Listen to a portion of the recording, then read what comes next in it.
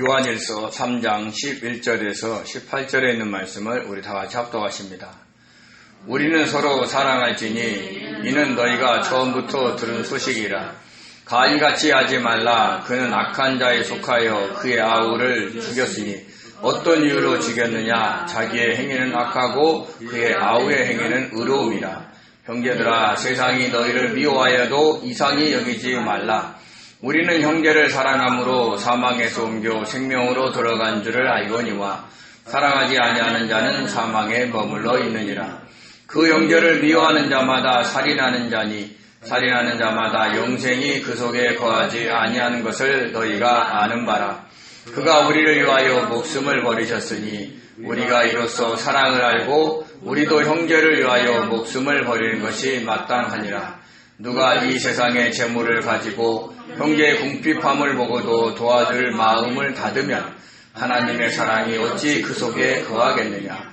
자녀들아, 우리가 말과 혀로만 사랑하지 말고 행함과 진실함으로 하자. 아멘. 기도합니다. 전능하신 하나님, 하나님께서 말씀을 선포하도록 이 시간과 주음을 허락하셨사오니 귀한 말씀이 생명이 되게 하시고 저희들이 이 땅을 살아가는 하나님의 능력이 될 수 있도록 도와주시옵소서. 모든 어둠의 세력을 물리쳐 주실 줄 믿고 감사하며 예수님의 이름으로 기도드립니다. 아멘. 채널 S에서 방영하는 여행 예능 TV 프로그램인 다시 갈 지도를 보면 많은 여행자들이 자신이 여행하고 있는 나라들을 흥미롭게 재미있게 소개하고 있습니다. 그 프로그램을 즐겨보면서 우리나라에서는 볼 수 없는 그 이국적인 풍경에 감탄이 나올 때가 한두 번이 아니었습니다. 우주정거장에서 지구를 보면 아름다운 푸른 별이지만 그 안의 풍경은 천차만별이며 기묘하고 놀랍습니다. 하나님의 솜씨를 찬양하지 않을 수 없습니다. 하나님께서 이렇게 온 우주와 아름다운 지구를 창조하셨듯이 우리에게 놀라운 사랑을 베푸셔서 우리를 창조하시고 하나님의 자녀로 삼아주셨습니다. 그리고 우리를 향해 내가 너를 구속하였고 내가 너를 지명하여 불렀나니 너는 내 것이다 라고 하시면서 내가 물 가운데로 지날 때 물이 너를 침몰하지 못하게 할 것이고 불 가운데 지날 때에 불꽃이 너를 사르지 못하게 할 것이다 라고 말씀하셨습니다. 어떤 어려운 일이 닥치더라도 그로 인해 힘들고 어렵겠지만 끝까지 지키시고 보존해 주시겠다라는 뜻입니다. 하나님의 자녀라는 신분을 잃지 않게 해 주시겠다는 하나님의 약속입니다. 그럼 왜 이런 약속을 해 주셨을까요? 그래야 주께서 재림하실 때 우리가 그 부활하신 주님의 모습과 같은 부활체의 모습으로 주님을 맞이하고 주님과 함께 천국에 들어가 영원히 살 수 있기 때문입니다. 이 소망을 진심으로 가지고 있는 성도는 주님께서 깨끗하신가 같이 자신을 깨끗하게 한다라고 했습니다. 이 세상에 살면서 이 세상의 풍기에 휩쓸리지 않고 구별되게 거룩하게 살아간다라는 뜻입니다. 그로 인해 그런 성도의 삶에는 항상 영적 열매들인 성령의 9가지 열매, 빛의 열매, 의와 평강의 열매, 입술의 열매 등이 맺히게 되어 하나님께 영광을 올려드릴 수가 있게 되는 것입니다. 그렇지만 이렇게 하나님의 자녀로서 하나님께 속한 성도라 할지라도 영이 어리기 때문에 영지주의자들과 이단들의 미혹에 빠져 살아간다면 죄를 짓게 되고 그것은 하나님을 대적하는 불법을 저지르는 것이 됩니다. 영지주의자들은 비밀스럽고 특별한 자기들의 지식을 알기만 하면 어떻게 살든 금욕하며 살든 방탕하며 살든 아무 관계없이 구원을 받는다라고 했습니다. 오늘날의 구원파도 구원받은 날짜만 알면 어떻게 살든 금욕하며 살든 방탕하며 살든 아무 관계없이 구원을 받는다고 합니다.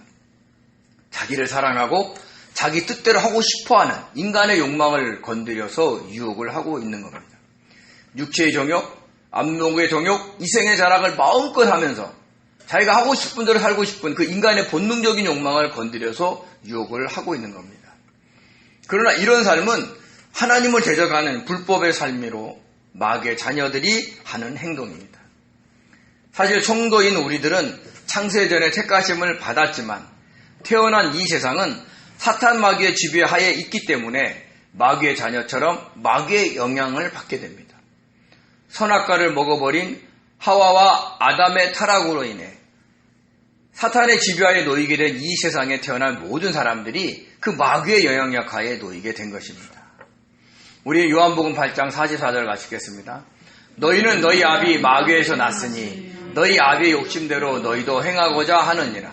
그는 처음부터 살인하는 자요 진리가 그 속에 없으므로 진리에 서지 못하고 거짓을 말할 때마다 제 것으로 말하나니 이는 그가 거짓말장이요 거짓의 아비가 되었습니다. 아멘. 아멘.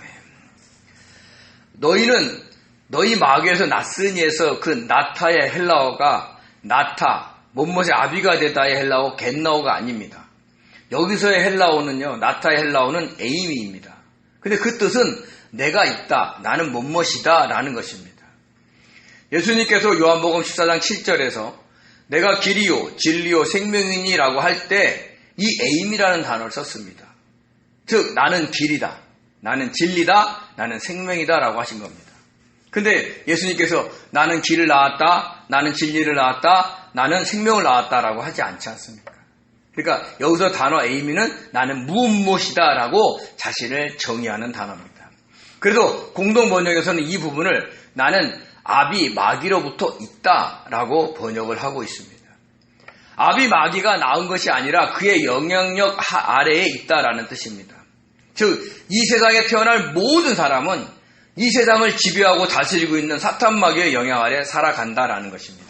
근데 굳이 그 마귀를 아비라고 표현한 것은 자녀가 아비를 따르듯이 잘 따른다는 뜻입니다. 사탄 마귀가 잘 꾸며놓은 이 세상의 풍조에 따라 자신의 욕심과 욕망을 이루기 위해 물질 만능주의로 그리고 출세 지상주의로 경쟁 승리주의로 달려가기 때문입니다. 또 그것은 세상 사람들의 관점에서 보면 틀린 게 아니에요. 합법적이고 정상적으로 보여서 누가 뭐라고 하는 사람이 없기 때문에 사람들이 그것에 심취돼서 달려가고 있어서요. 그래서 아비 마귀의 자녀다라고 이야기를 하는 겁니다. 대부분의 사람들은요, 자기를 사랑하고 이기적이며 개인적인 행동을 좋아합니다. 세상의 풍조가 그렇습니다. 그렇지만 그런 행동이 너무 지나치면 하나님 앞에서 죄가 되고 하나님을 대적하는 불법이 될 뿐 아니라 그런 사람들은 주님을 보지도 알지도 못한 사람이다라고 했습니다. 교회에 다니는 성도라 할지라도 자기를 사랑하여 자기 뜻대로 살아가면서 주님의 뜻을 외면한다면 그는 주님을 보지도 알지도 못한 사람입니다.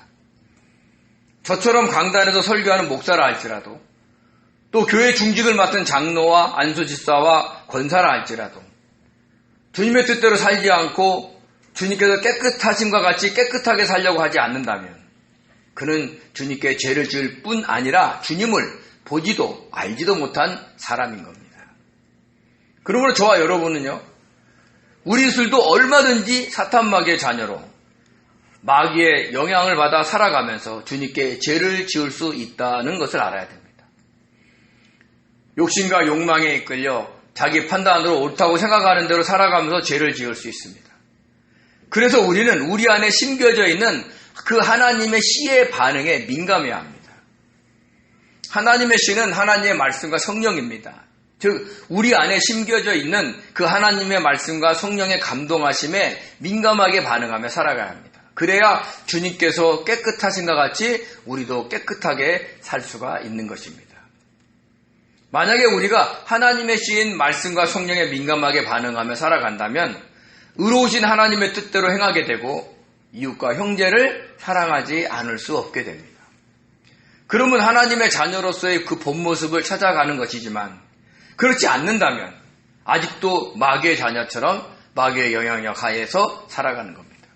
그러므로 그 마귀의 영향력에서 벗어나기 위해서는 우리가 해야 할 일이 뭐냐? 서로 사랑해야 하는 것입니다. 우리 요한일서 3장 11절 같이 읽겠습니다. 우리는 서로 사랑할지니 이는 너희가 처음부터 들은 소식이라. 아멘. 여기서 사랑하다의 헬라어 아카파오는요, 현재 능동태를 쓰였습니다. 그러니까 현재 능동태라는 것은 지금 계속해서 적극적으로 매일 항상 서로 사랑하려고 해야 한다라는 뜻입니다. 자기의 생각과 감정과 의지에 따라 사랑하는 것이 아니라 자신의 마음을 주님께 드리고 어떤 사람을 만나든지 성령의 도우심을 구하면서 성령께서 역사하심에 따라 적극적으로 매일 항상 서로 사랑하려고 해야 한다는 말씀입니다. 그러면 우리의 힘과 능력이 아닌 성령께서 주시는 힘과 능력으로 서로 사랑할 수 있게 됩니다.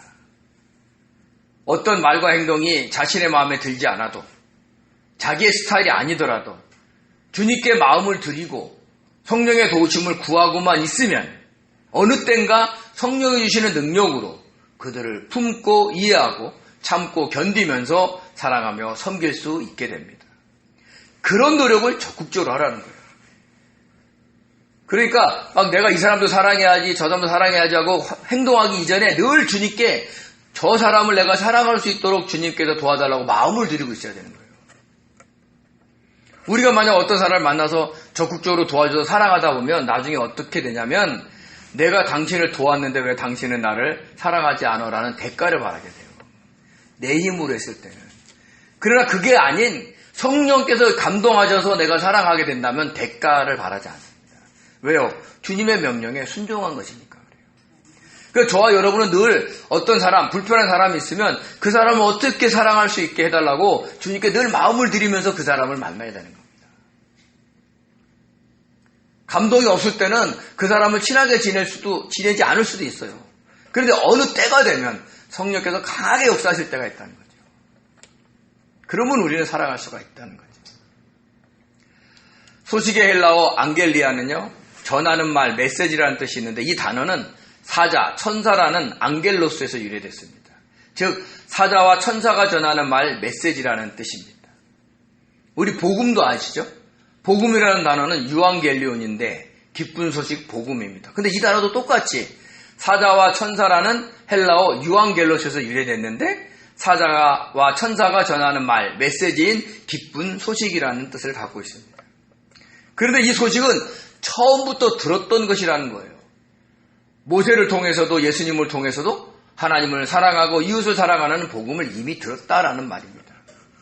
그런데도 형제를 사랑하지 않고 있는 성도들이 있었던 것입니다. 그래서 사도 요한은 의를 행하지 않고 형제를 사랑하지 않아서 하나님께 죄를 짓는 대표적인 인물로 가인을 소개합니다. 우리 요한일서 3장 12절을 같이 읽겠습니다. 가인같이 하지 말라. 그는 악한 자에게 속하여 그 아우를 죽였으니 어떤 이유로 죽였느냐? 자기의 행위는 악하고 그 아우의 행위는 의로움이라. 아멘. 성경에 의하면 가인은 아담과 하와가 낳은 첫 번째 아들입니다. 그 이름의 뜻은요, 소득, 획득이라는 뜻을 갖고 있습니다. 하와가 자신도 인간을 창조하신 하나님과 같이 인간을 낳았다고, 창조했다고 붙인 이름이 가인입니다. 하나님과 같이 되고 싶어 했던 하와의 욕망이 그대로 담겨져 있는 이름이 바로 가인입니다. 창세기 4장 1절과 2절을 같이 읽겠습니다. 아담이 그의 아내 하와와 동침하매 하와가 임신하여 가인을 낳고 이르되 내가 여호와께로 말미암아 득남하였다 하니라. 그가 또 가인의 아우 아벨을 낳았는데 아벨은 양치는 자요 가인은 농사하는 자였더라. 아멘. 아멘. 아벨은요 호흡, 숨 또는 허무, 공허라는 뜻을 갖고 있습니다. 영적으로는요 하나님의 호흡이라는 뜻이지만 육적으로는 너무 이른 나이에 형 가인에게 죽임을 당해서 인생의 허무함을 상징하고 있습니다. 물론 이 아벨의 죽음으로 인해서 이스라엘의 조상인 셋이 태어난 겁니다. 누가 대신 죽고 누가 대신 살아나는 그 십자가의 원리가 이때에도 적용이 된 겁니다. 가인은 농사하는 자였고 아벨은 양치는 자였습니다. 그리고 때가 되어서 가인은 땅의 소산으로 하나님께 제물을 드렸고 아벨은 양의 첫 새끼를 잡아 하나님께 제물을 드렸습니다. 우리 창세기 4장 3절에서 5절을 같이 읽겠습니다. 세월이 지난 후에 가인은 땅의 소산으로 제물을 삼아 여호와께 드렸고 아벨은 자기도 양의 첫 새끼와 그 기름으로 드렸더니 여호와께서 아벨과 그 제물은 받으셨으나 가인과 그의 제물은 받지 아니하신지라. 가인이 몹시 분하여 안색이 변하니. 아멘. 하나님은 아벨과 그의 제물을 받으셨으나 가인과 그 제물은 받지 않으셨습니다. 왜 그러셨을까요? 편애하셨을까요? 이 구절은요, 신학자들 간에 굉장히 많은 논쟁이 있습니다. 즉, 성경의 난해 구절 중에 하나입니다. 가인이 땅의 열매인 곡물로 제사를 드리고 아벨은 짐승인 양으로 드렸기 때문이라고 주장하는 사람들도 있습니다. 그러나 하나님은 곡식의 가루로 드리는 소제도 받으셨다는 거예요. 그렇기 때문에 이런 논쟁은 이런 주장은 타당성이 없습니다. 그런데 여기서 우리가 주목해야 할 것이 두 개가 있습니다. 하나는 당시 땅의 소사는요, 사람들이 먹는 양식이었지만 양은 사람들이 먹는 양식이 아니었어요. 인간이 육식을 시작한 때가 언제인지 아십니까? 노아의 홍수로 인해서 땅에 곡물이 없었어요. 왜? 온 세가 잠겼으니까. 근데 방주에 나왔어요. 곡물이 있어요? 없습니다. 그때부터 하나님이 너의 방주에 타고 있던 정결한 짐승을 먹으라고 육식을 허락한 겁니다. 즉 가인은 자신의 소득 증대를 위해서 살았지만 아벨은 하나님께 제사를 드리기 위해서 양을 치며 살았다는 거죠. 아마도 아담과 하와로부터 자신들이 선악과를 먹고 벗은 것을 알았을 때 무화과 잎으로 가렸는데 하나님께서 양을 잡아서 가죽옷을 입혀주었다는 얘기를 했을 겁니다. 그래서 아벨이 그 하나님께 제물을 드리려고 양을 기른 것이 아닌가라는 주장도 있습니다. 사실 우리 성도들이 이 땅에 살아갈 때 하나님께 예물을 드리기 위해서 살아가야 돼요. 우리가 어떤 직장에서 일을 하거나 장사를 할 때 그 결과가 내가 하나님께 어떤 예물을, 하나님께 11조를 드리고 감사헌금을 드리기 위해서 살아야 된다는 거예요. 우리는 그 마음 자세가 그거부터 바뀌어야 된다는 걸 아셔야 되는 겁니다. 우리가 그냥 이 땅에 막 살아갈 때 땅에 있는 것 중에 어느 한 부분을 그냥 띄어서 하나님께 드리는 게 아니에요. 그래서 그 얘기가 나옵니다. 바로 또 하나가 뭐냐면 처음 것을 드렸다는 거죠. 첫 새끼의 히브리어 베코라는 처음 나온 것, 장자권이라는 뜻을 가지고 있습니다. 하나님께 드리려고 양을 길렀고 그 중에서도 가장 처음 나온 것을 드렸다는 거죠. 하나님께 정성을 다해 제물을 드린 겁니다.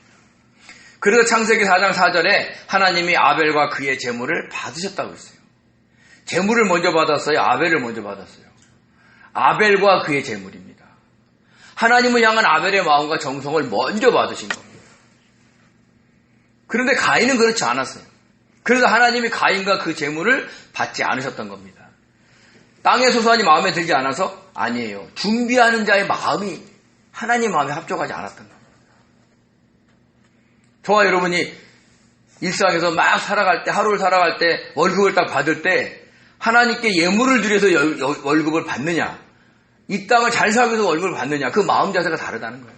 같은 11조를 내고 같은 감사헌금을 내도 내가 이 땅에 수고한 것이 하나님께 드리려고 수고하는 것과 내가 그냥 살아가는 일부를 드린 것과는 차이가 있는 겁니다. 그래서 하나님께서 이렇게 구별하시자 이에 화가 난 가인에게 동생 아벨을 죽이라고 충동질하는 사단의 세력이 다가옵니다. 그래서 그것을 안 하나님이 가인에게 그 사실을 알려주셨고 그 세력을 다스리라고 말씀하셨습니다. 창세기 4장 6절에 7절을 같이 읽겠습니다.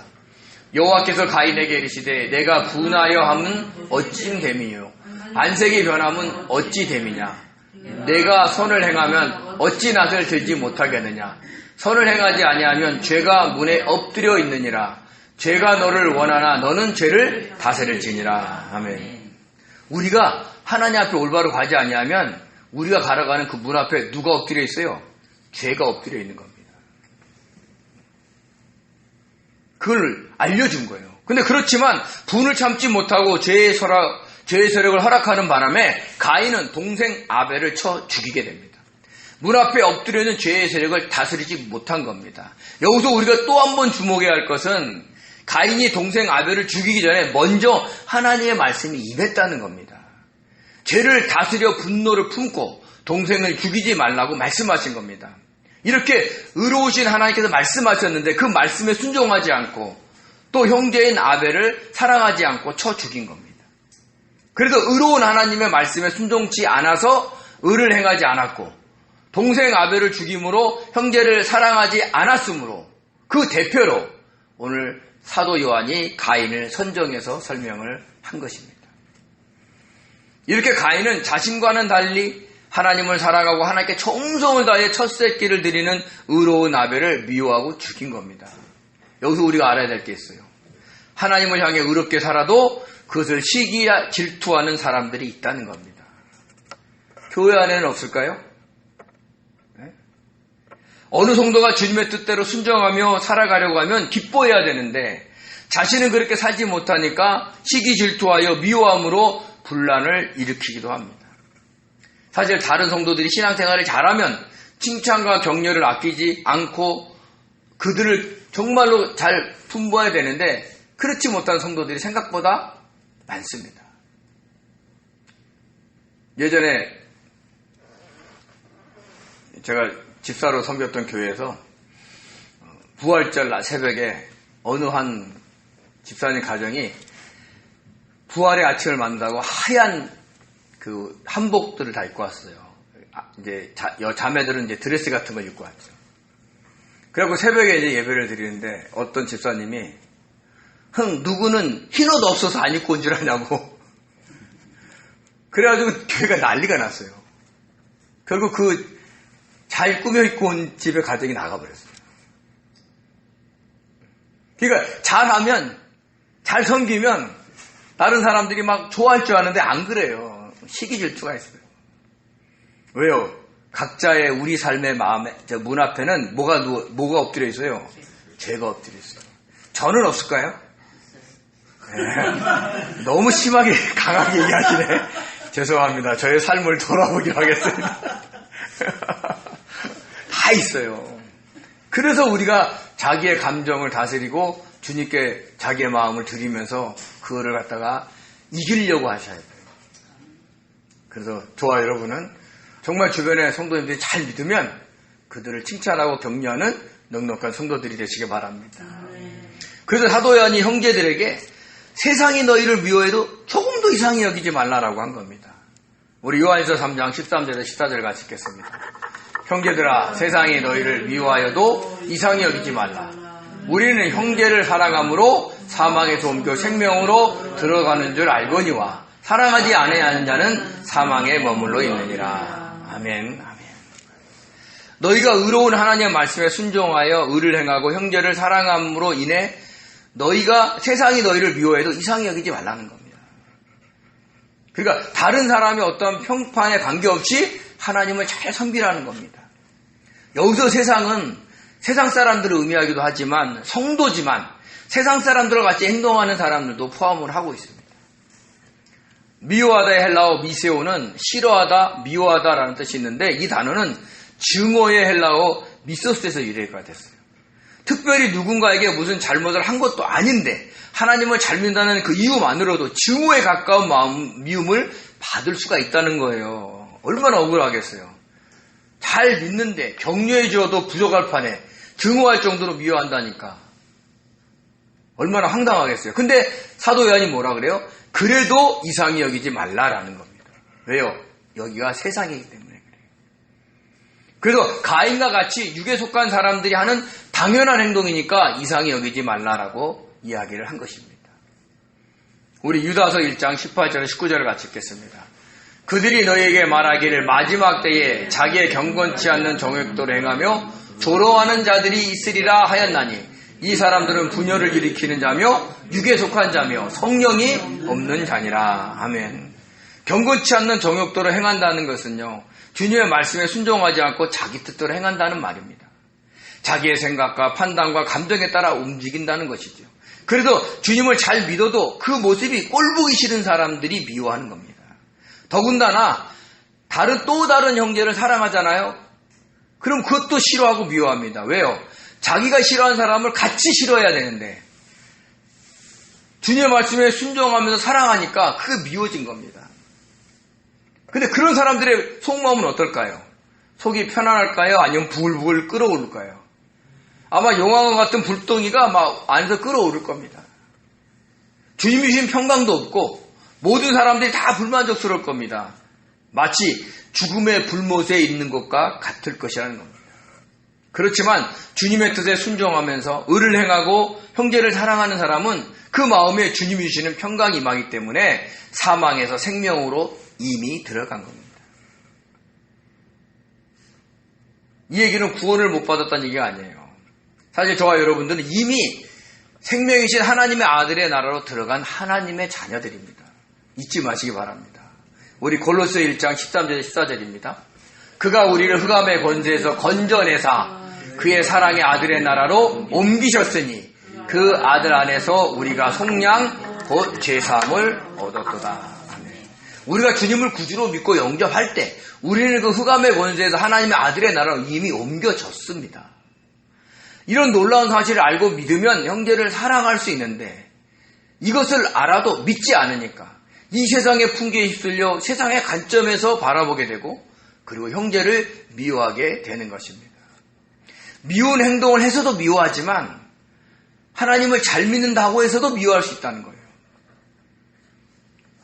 그런데 놀라운 사실은 그렇게 형제를 미워하는 것만으로도 그 형제를 살인한다는 것이 영적 사실이라는 겁니다.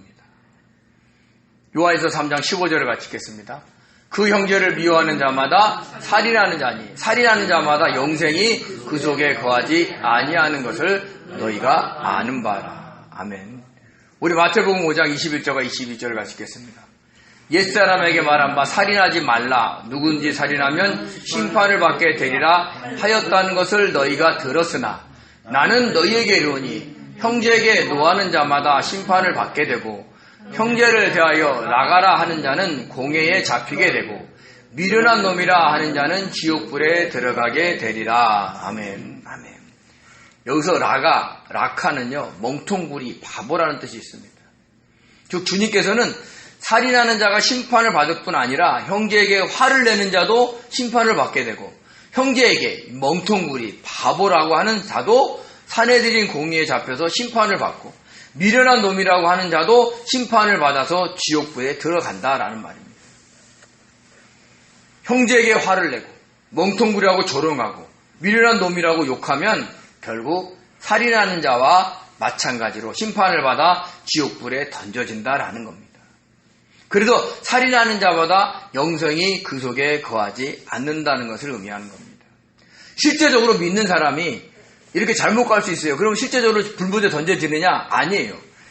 그들은 구원을 받지만 그 형제를 사랑하지 않는 그 상태에서는 마치 지옥의 불 속에 있는 것 같은 삶을 산다는 거예요. 편안하지 않다는 거죠. 그래서 우리는 이 땅에서도 영생을 얻는 자로서 천국에서 주님과 함께 사는 것처럼 살아야 된다는 얘기를 하는 겁니다. 우리가 알아야 될 것은 주님을 믿는다 하는 성도라 할지라도 형제를 미워하면 살인자로서 영생을 얻지 못하고 천국에 들어가지 못할 수도 있다는 겁니다. 근데 이 말을 잘못 해석하면 우리의 구원이 믿음으로가 아니라 행위로 이루어지는 것으로 오해할 수 있습니다. 그러나 그렇지 않습니다. 우리가 주님께서 십자가에 피 흘려 죽으심으로 인해 구원을 받은 것을 믿는다면 그 은혜를 진심으로 믿는다면 형제를 사랑하지 않을 수 없다라는 뜻을 강조한 겁니다. 저와 여러분이 지금 속을 느껴보십시오. 편안하십니까? 아니면 불꽃이 막 타오르십니까? 불꽃이 타오른다면 한번 생각해 보시기 바랍니다. 영생의 평강을 못 누리고 있다라는 겁니다. 진짜 주님을 믿고 하나님의 자녀가 되어 주님이 재림하시는 날 부활하신 주님과 같은 부활체의 모습으로 주님을 영접하고 천국에 들어갈 것을 믿는다면 형제를 사랑하지 않을 수 없는 겁니다. 하나님께서 어떠한 사랑을 베푸셔서 우리를 하나님의 자녀로 삼아주셨는데 그것이 불못에 던져지지 않고 천국에 들어가는 표인 겁니다. 그것을 받은 자가 이 세상에 살면서 형제를 미워할 수 없다라는 겁니다. 근데 우리는 형제를 미워할 때도 있죠. 그래도 이 말씀을 우리는 되새기면서 형제를 미워하는 것이 살인죄라는 걸 알면서 돌이켜야 한다는 겁니다. 그래서 사도 요한은 우리의 구원을 위하여 주님께서 십자가에 못 박혀 죽으신 것을 다시 한번 상기시켜 줍니다. 우리 요한일서 3장 16절을 같이 읽겠습니다. 그가 우리를 위하여 목숨을 버리셨으니 우리가 이로써 사랑을 알고 우리도 형제를 위하여 목숨을 버리는 것이 마땅하니라. 아멘. 요한복음 15장 12절에 14절입니다. 내 계명은 곧 내가 너희를 사랑한 것 같이 너희도 서로 사랑하라 하는 이것이니라. 사람이 친구를 위하여 자기 목숨을 버리면 이보다 더 큰 사랑이 없나니 너희는 내가 명한 대로 행하면 곧 나의 친구라. 아멘. 요한복음 10장 15절입니다. 아버지께서 나를 아시고 내가 아버지를 아는 것 같이 나는 양을 위하여 목숨을 버리노라. 아멘. 주님은 선한 목자로, 친구로 우리를 구원하기 위해 자신의 목숨을 버리셨습니다. 그 사랑을 알고 너희도 형제를 위하여 목숨을 버리라는 겁니다. 형제를 사랑하지 않고 미워하는 것이 형제를 살인하는 것이라면, 형제를 사랑하는 것은 그 형제를 위하여 자신이 대신 죽는 것을 의미합니다. 그래서 저와 여러분은 형제를 위해서 죽으셔야 됩니다. 그럼 내일은 없겠네요? 죽으셨으니까. 목숨을 버린다. 자, 목숨의 헬라어가 푸시케입니다. 즉 혼을 얘기하는 거예요. 이 얘기는 우리의 혼을 버리라는 거예요. 즉 인간적이고 육신적인 생각과 감정과 의지를 버리고 주님의 뜻에 순종하여 형제를 사랑하라라는 겁니다. 형제를 사랑하기 위해서 진짜 육신의 몸을 죽으라는 게 아니라 형제를 미워하고 있는 자신의 생각과 감정과 의지를 버리라는 뜻인 겁니다.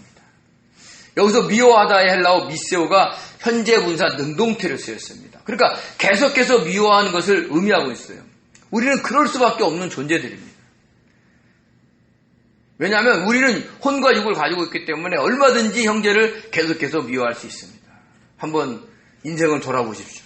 우리는 얼마나 많은 사람을 미워했습니까? 미워하지 않는 사람 있나요? 네. 마음에 안 드는데 어떻게 합니까? 싫은데 어떻게 합니까? 미운데 어떻게 합니까? 그런 혼의 작용을 버리라는 겁니다. 우리 심령 안에 있는 하나님의 씨인 말씀과 성령의 도움을 받아서 그런 혼의 작용을 버리라는 겁니다. 어떻게 버려야 될까요? 자기가 그 미워지는 감정을 주님께 그대로 아뢰는 거예요. 주님, 어떤 가족이, 어떤 성도가 미워 죽겠습니다. 이런 저의 생각과 감정과 의지를 주님께 올려드립니다. 제가 미워하지 않고 사랑할 수 있게 역사해 주옵소서라고 자꾸 기도한다면 우리 안에 계신 말씀과 성령이 역사하셔서 미워하지 않게 하십니다. 우리가 이런 기도를 드리지 않아서 그렇죠. 드려보세요. 그럼 어느 순간인가 놀랍게도 성령께서 역사하셔서 그 미워지는 마음이 굉장히 옅어집니다. 꼴도 보기 싫은데, 전화도 받기 싫은데, 꼴도 보고 전화도 받을 때가 온다는 거예요. 네? 뭐 할 때? 자기가 그 불편한 마음을 자꾸 주님께 올려드릴 때. 그것이 우리 안에 있는 하나님의 씨인 말씀과 성령을 움직이게 하는 방법인 겁니다. 그러면서 사도 요한이 강조한 것은 자신이 가지고 있는 이 세상의 재물로도 그 재물을 형제를 위해서 버리라고 했습니다. 우리 요한에서 3장 17절에서 18절을 같이 읽겠습니다. 누가 이 세상의 재물을 가지고 형제의 궁핍함을 보고도 도와줄 마음을 닫으면 하나님의 사랑이 어찌 그 속에 거하겠느냐. 자녀들아, 우리가 말과 여로만 사랑하지 말고 행함과 진실함으로 하자. 아멘. 우리가 미워하는 가족과 형제와 이웃이 있을 때 사랑하는 방법 중에 하나가 뭔지 아세요? 그를 위해서 그에게 필요한 것을 사주는 겁니다. 왜 그럴까요? 바로 이것 때문에 그렇습니다. 마태복음 6장 21절에 내 보물이 있는 그곳에 내 마음도 있느니라. 그러니까 사람은 자기의 재물이 있는 곳에 마음이 있게 돼 있어요. 내가 어떤 사람한테 선물을 사주잖아요. 그럼 그 사람을 향한 마음이 거기에 있다라는 겁니다.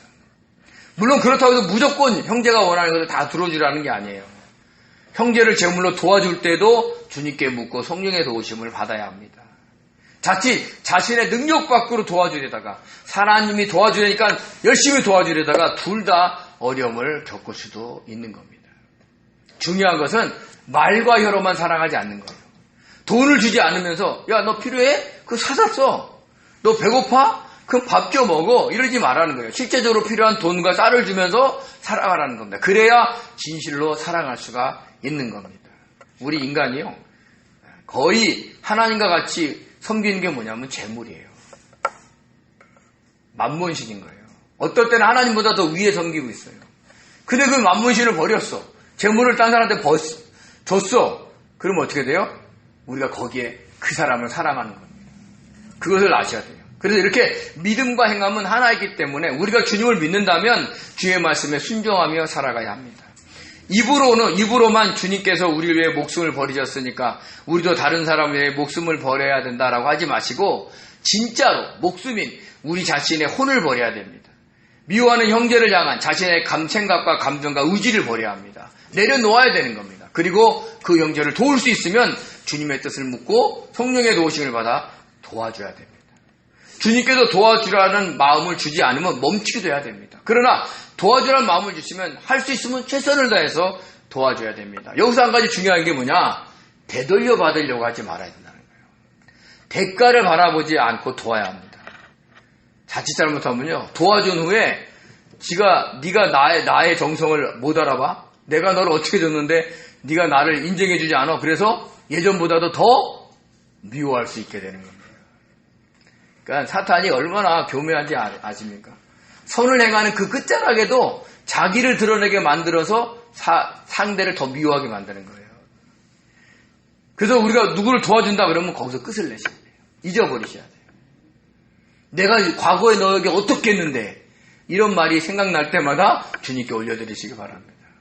그러므로 우리는 우리를 위해 십자가에 못 박혀 죽으신 주님의 은혜를 생각하고 미워하는 형제를 위해 자신의 혼인 생각과 감정과 의지를 버리고 사랑하고 도와주려고 해야 합니다. 그래야 주님께서 기뻐하시고 하나님의 나라가 확장되어 가는 것을 믿으시기 바랍니다. 형제를 진심으로 사랑하고 진심으로 도와줄 줄 아는 성도가 되셔서 주님의 기쁨이 되는 복된 자들이 되시기를 예수님의 이름으로 축원드립니다. 기도하겠습니다. 은혜로우신 하나님, 고맙고 감사드립니다.